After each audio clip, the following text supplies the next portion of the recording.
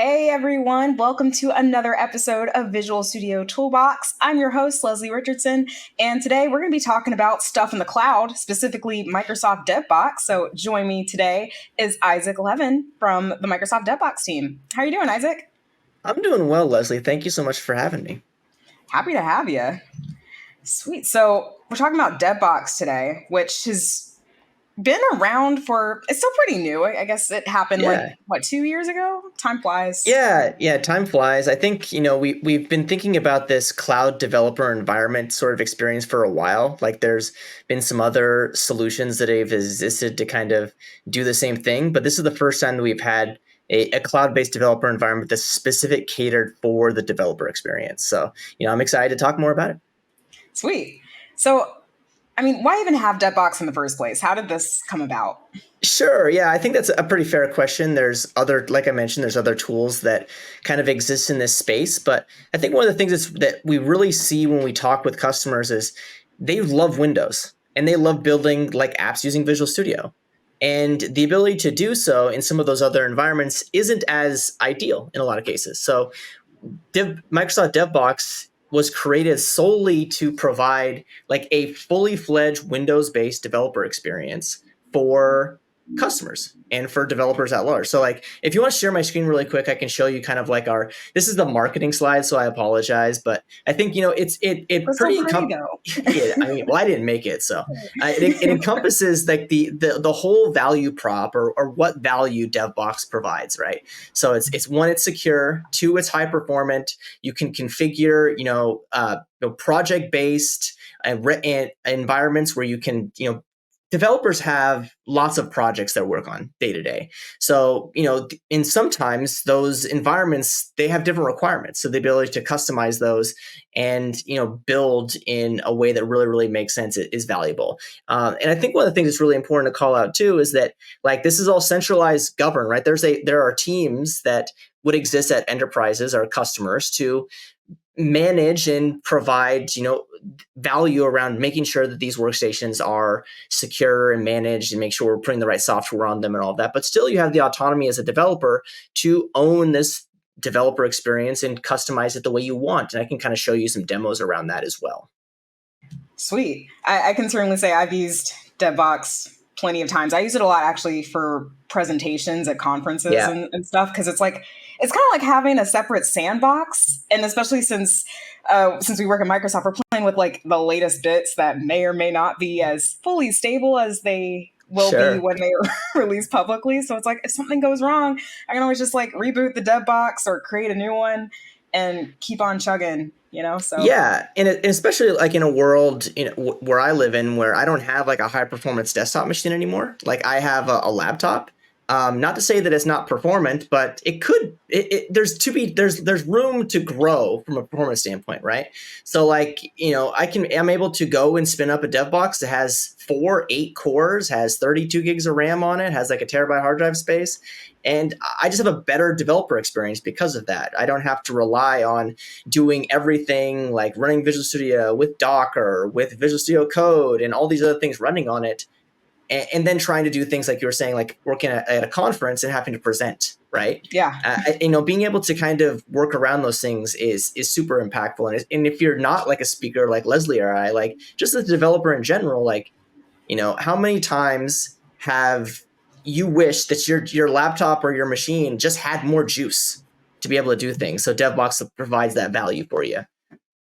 Totally agree. I can also say my laptop that I used to have was as slow as molasses on its last days, and being able to use a dev box and not have to deal with all of that drama for different demos and things was very nice as well. So Yeah, and I think one thing that's really also pretty cool about DevBox is this idea of like being able to provide like a customized developer environment, right?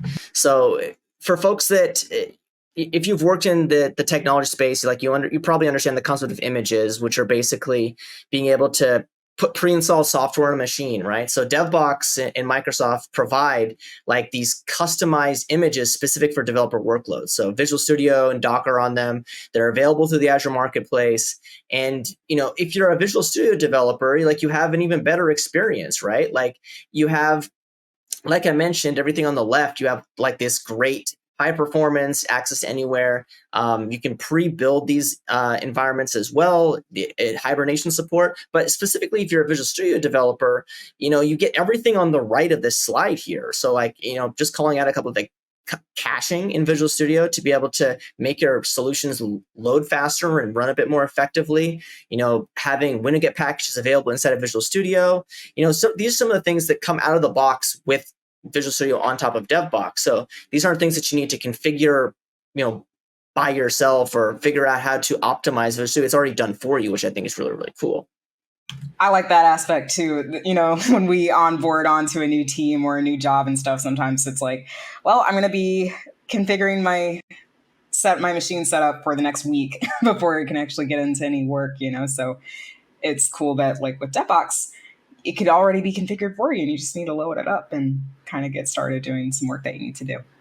Yeah, I totally agree. And like the most exciting thing is like how a developer can use DevBox, right? And I have a couple of different access points for DevBox that I'd like to show, and a couple of dual ways that we as developers can kind of, like I said earlier, like manage or control, configure like what our DevBox or what our environment actually looks like. So let me go ahead and do that. So I'm going to pop open this is just a web browser, right? So this is the dev portal, which is one of the different places that we can go to create dev boxes. So as you can see here, it says welcome Isaac, and I have 2 dev boxes. If I want to create a new one, it's as simple if once I have the dev box prerequisites by our platform engineering team or ops team configured in our environment, I will have access to this portal, and I can just click new dev box and then provide names. Like I can just say test here or whatever. And I can specify a project. So this is really, really cool because we talked about earlier, maybe I'm doing a front end job, a front end type of project where I'm doing everything in like Angular, React, Vue, what have you. And then maybe I have another project that's like more Visual Studio, like building backend APIs based. So I can specify that project. So I'm just going to go to our VS demo project here. And I'm going to select. And is there an easy way to add additional projects if Correct. the one in question isn't in the So drop that'd down? be something that like a team lead would do, right? Like a team lead maybe identifies like, oh, we definitely need like a new project to add to our dev box configuration, right? And then after that, we do what's called spinning up a dev box pool, which think of a dev box pool as a definition of a virtual machine. So, how much RAM it has, how much CPU it has, how much storage it has, and a location. So those 2 concepts put together is called a pool. So as you can see here, I have a handful of pools here. I have, different SKU sizes for East and West US, right? So typically I'm on the West Coast, but if I have developers like, for instance, traveling Isaac right now, I'm on the East Coast, I can actually go in and go here. So I can actually select, for instance, I'm going to select this backend DevBox pool. I can specify Hibernate if I want Hibernate support, which is already pre-configured for me, and then I can apply customizations. So what customizations actually is, it's pretty cool because it allows you to define what software you want pre-installed on your machine. So we have images. We talked about that already. That's kind of controlled at the project level. But maybe I want specific Visual Studio Code extensions. Maybe I want dark mode in Windows, right? Like I want those things. And having to go in after the machine's actually already been created and doing it myself is kind of tedious. So we have the ability to kind of do that with customizations. And I can show you a customizations demo in a little bit. But after I do all that, I'm just not going to click this just because it's another UI, and I'm going to click create, and then it just starts creating. And then depending on the availability of the specific SKUs, it could take 20 or so minutes to create a dev box. And then I have a remote machine that I can RDP into or use Bastion and connect to it. And I have that right here. Right. So I have this is a dev box that I created earlier. This is the eShop one. It's running in the browser, as you can see. So I'm remoting into the browser. And just to be clear, right, like this is a machine that has 4 cores, 8 logical processors, and it's got 32 gigs of RAM. So like, again, like this is much more computing power than on this laptop that I'm talking to you right now, right? So super valuable there. Cool. And you had like 3 dev boxes going on. I personally have like 2 Yep. ongoing at the moment. Can you just have as many dev boxes as you want if that's Yeah, what floats your boat? yeah. So like, maybe you have a handful of different projects. Like maybe you have like an older project that's maybe still in .NET Framework, right? You like maybe you have a dev box specifically for doing work on that machine. Maybe you have one for like the main work that you do, which is more .NET Modern, doing some APIs. And then maybe just maybe you want to spin up a dev box like whenever you want to like add a feature to a project or like fix an issue, right?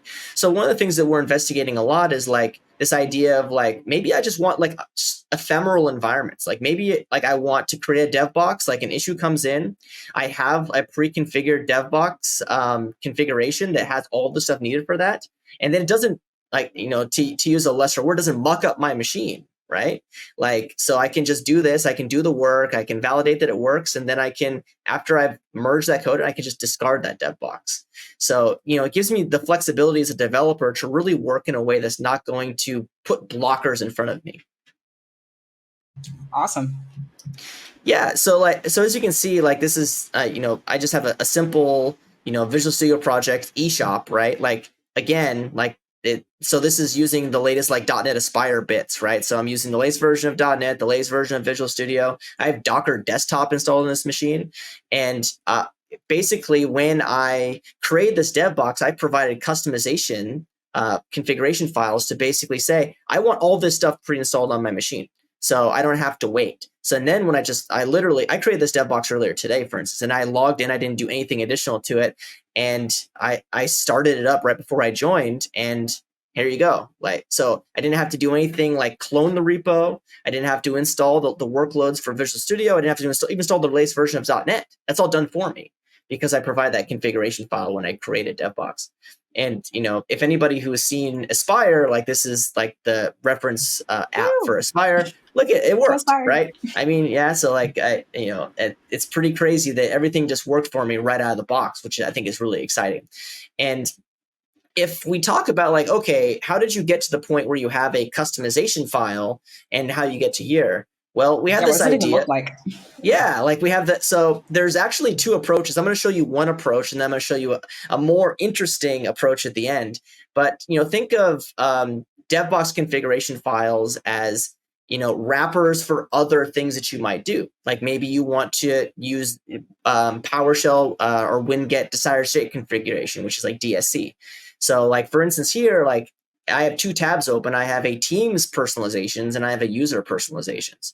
So the Teams personalizations, like it installs like Ubuntu and WSL, and it installs PowerShell and Python and all the tools that like my team needs to be successful. And I go through all those. But like I'm a developer who has very special tastes, right? So I also have a user personalization where I mentioned earlier, like I want to format dev drive on my machine. I want to set up winget config, or no, sorry, git config for my machine. I wanted to clone this particular repo. I want to set developer mode and dark mode and hide extent or show file extensions, right? I can cater this exactly to the way I want. So it's super helpful and allows me to do and feel the way I want as a developer, which I think is pretty exciting. So that's one way to do it. There's another way that just came out recently, which is DevBox integration with Microsoft Windows Dev Home, which I think is really cool as well. But I think that the big thing that I think is really important to call out is about flexibility. And not just at the developer level, but also at the ops and platform engineering level too, right? Like maybe, for instance, you have an organization where you want access to things on-prem, but only for certain developers, right? Like maybe you want to access like a local database. You can configure that in DevBox, like using networking rules, right? So you can specifically say, okay, I want this type of machine. I want this particular DevBox project. I want it to access this database and so on and so forth, right? So it allows you all that full configuration, both at the ops level and at the developer level, which I think is pretty cool.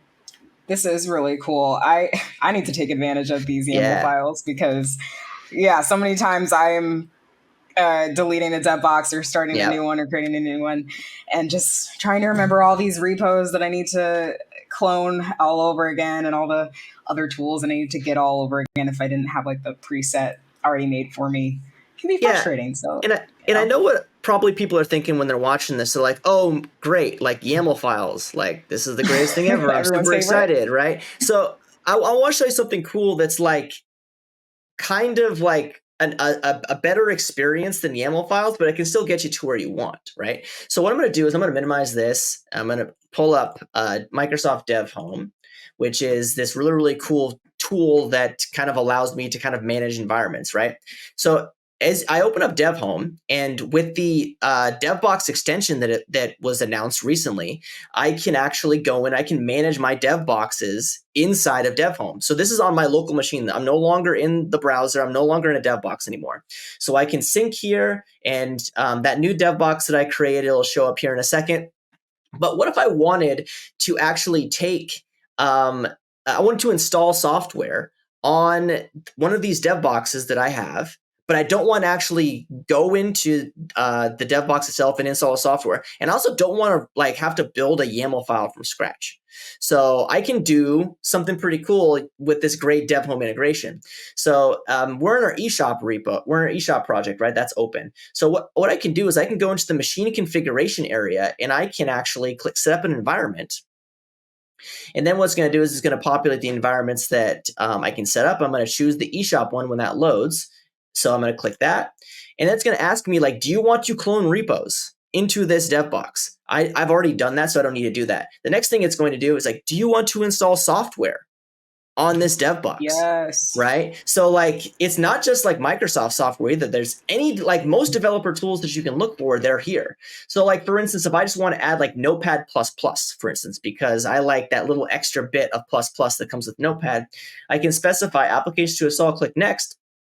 And then what it's going to do is it's going to give me a little warning saying, it might reboot your machine in some cases with some software. I can click agree to continue and then hit setup. While I'm doing this, right now, Dev Home is making a connection to DevBox, and it is installing Notepad++ on my DevBox to the extent where I can go back and I'll just minimize everything. And this does take a second. So what's going to happen is a little window is going to pop up, like a PowerShell window, and that's going to go away. And then after that, I have Notepad++ on my machine. So it gives me the ability to, whether I'm installing it from this machine, going to the dev box, installing the machine myself, I can use a configuration DSC YAML file, like I mentioned, or I can use winget or dev home. But the best part is after this is done, actually there's an option to export the configuration that I just did to a YAML file. So as you can see here, so it's preview configuration details. This is going to go away in a second. And then after that, I'm going to just open up the start menu and show you that Notepad++ is there. So it's really exciting to be able to kind of push software in different ways to our machines, as well as reuse them. Because after I did that with DevHome, I can export it to a YAML file, and then we're good to go. So that's pretty exciting. So once this goes away, give it another second or so. Maybe it's actually pre-installed here. Oh, there we go. See, now I have Notepad++. So, and for folks that be like, oh, maybe you installed Notepad++ earlier, let me just click here. It says recently added. Recently added, Leslie, which means that I actually did it just now, right? So, that's a quick thing. And after this will show up. After it's actually been validated on the dev home side that it's been complete, there'll be like a little thing that says success, and it'll give you a little dashboard that you can take a look at. This So is super exciting. So yeah. I was aware vaguely of Dev Home, but Yep. I mean, I've never used it to do any configuration whatsoever with my Yeah. dev boxes. So like that's part of an extension that just came out, you Yep. said? Yeah. So there'll be a link. I can send you a link to make sure you have it. But yeah, there's a blog post on how to use it. There's some docs around it as well, where it's basically providing integration between DevBox and DevHome to be able to kind of manage that, customization experience in different ways. That is so exciting. I'm also one of those people who doesn't really jive well with YAML. So Yeah. Well, having this extra layer to kind of dodge that manual input is kind of nice. yeah, and it's great for, if you want to think about like onboarding, right? Like I don't know very many people that go like open new text file and then says like create new YAML file. Like I don't know very many people that do that. Like there's a lot of people that copy and paste YAML from all sorts of different places. Right. But DevHome allows you to generate one. Like maybe, hey, we're standing up a new project, right? And this project, I know it's going to have this software, and I click all the boxes, and then I say, okay, generate me a YAML file. And then I can put that in my GitHub repository. So now when every developer goes, they say, okay, this is the DevBox customization file that we're going to be using. So it's just, again, it's about ease of use, and it's about making the developer life a bit better. Exactly. Super exciting. Yeah, so this, like I said, this does take a little bit of time. So, but I think one thing important thing to call out is that like this is just the start, right? I think there's some other things that we're thinking about. Like we recently announced at Build that there's going to be, we talked about customizations kind of at the individual user level, but like what about the team level? Like this is kind of that first step in that regard, where it's like, okay, like I'm standing up a new project and I know that everybody on my team like needs this level of customizations, right? And then they can do that from whenever a new dev box is created, they're done automatically. So you don't even have to run like a configuration file on it, right? So Yeah. we're trying to figure out ways to make again, I keep on saying this, so I apologize. Like making the developer's life a bit better, make developers happy, because happy developers are productive developers. I totally agree. No one wants to be miserable all the time, especially when you're just like setting up your machine. Okay. Like if you're wasting all of your energy and your productivity just being frustrated that all the stuff you're trying to set up isn't up the way that it should be, or it's just taking an eternity. Like, what's the fun in that? Yeah. So, no, definitely yeah. not. And I do look forward to seeing those team-wide configurations because I think as DevBox continues to grow, that's going to become more and more important for teams to and kind of we're stay unified. Yeah, and we're excited to hear like what sort of things you'd like to see in DevBox too. So like, if there are any folks out there that are curious about playing around DevBox, and they when you go through the process, it's like, oh, well, it'd be great if something like this was available like right out of the box, right? Whether it's an onboarding experience, whether it's a specific type of configuration you're looking for, right? Like we're open. We want to hear like all of the great stuff that you folks are looking to build and how DevBox can help you.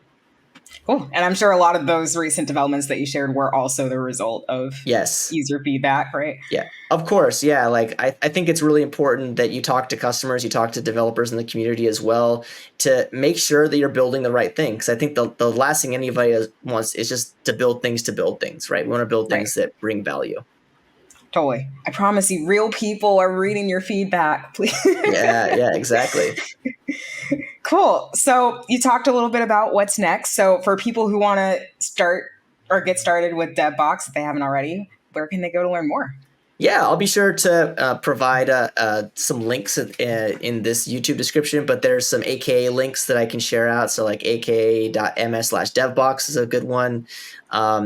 There's also tons of documentation that's available for DevBox on Learn. And we're always looking to add more stuff if people want to see more videos, if people want to see samples, we're here for you, and we want to make sure that you're getting the most out of the product. Sweet. Well, I'm excited to see where DevBox goes from here. Seriously, I feel like it's grown almost overnight. Yeah. Like it doesn't feel that long ago since DevBox was even first announced. So yeah. So thank you so much, Isaac, for sharing all the latest, greatest DevBox developments. I know I'm going to be getting DevHome right after this probably, because that is very helpful. And until next time, thank you all for watching and happy coding.